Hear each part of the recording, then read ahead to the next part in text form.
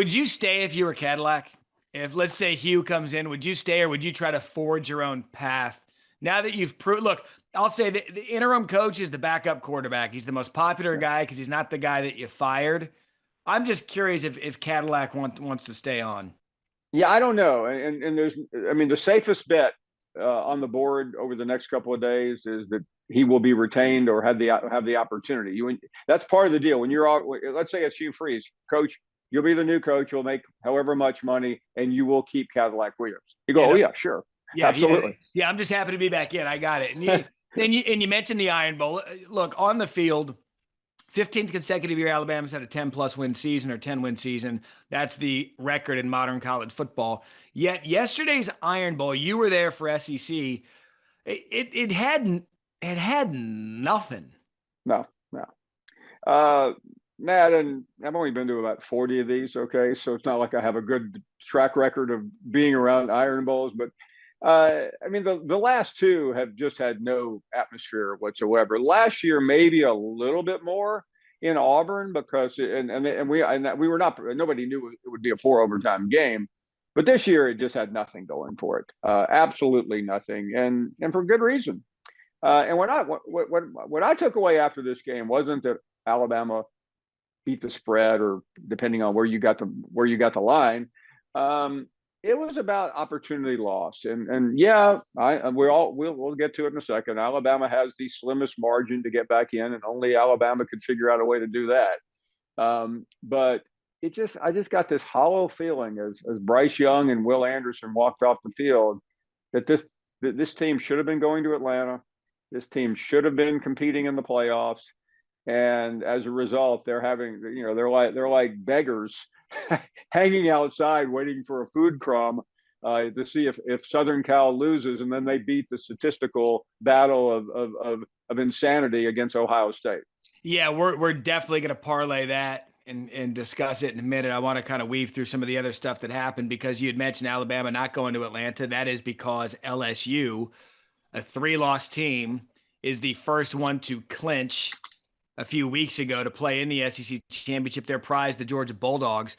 And going into yesterday's game, I said it in studio with Jesse and Joey. I said, Les Miles and Ed Orgeron coached LSU teams. This was before the kickoff. I said, if those coach teams had look out against Texas A&M, this doesn't feel right. I could see them getting tripped up. In no way did I think a Brian Kelly coach team would allow what happened to happen yesterday, which is going to College Station and getting absolutely thumped by a Texas A&M team that's wildly underperformed. Yeah, and I listen. I didn't hear many people predict it, so it's not like this is the "I told you so." But I mean, for weeks though, there's just been this uneasy feeling that, or unusual feeling that Jimbo Fisher would figure out a way to do this. And I was with Tebow yesterday and Jordan Rogers, and they both said something interesting. They said when Jimbo Fisher is interested in the game, he dials up a great game plan. He did it for Alabama. It came down to a final play. I think we may have just Jimbo just gets bored easily against just the minor teams like Ole Miss and Mississippi State, who I think both have beaten him 2 years in a row. This was a bad matchup, just from an emotional standpoint. I think for Brian Kelly, his team probably looking ahead, everything clinched, and I think LSU got exposed for not being an elite team. They just didn't handle the moment, and that does not portend for a compelling SEC championship game. No, I mean, that's another topic we'll get into here in a second, but they got up as high as 5 in the College Football Playoff Committee rankings for a couple of reasons, a lot of which people still didn't understand. But look, these are 18 to 21-year-old, not kids, but young adults. It's human nature. Oh, we're playing in the SEC championship next week against the top-ranked team in the country. We can roll the ball out and beat this sorry A&M team. Well, the problem with that is A&M's been so bad this year. This was their bowl game. They're not going to a bowl game. This was their opportunity to ride off into the offseason feeling good about what's going on there in College Station for Jimbo to be like, see, I told you so. We've got heart. We've got talent, which is what he did at the post-game interviews everywhere. He kept talking about all this outside noise. Well, I know inside my locker room, these guys were still hungry and playing for each other. Yeah, that's good to put out to the public, but if they were playing for each other, They wouldn't have ended the season, what, 4-8 or whatever, 5-7, whatever they were. Yeah, they ended up 5-7. They lost, I think, 6 games at one point.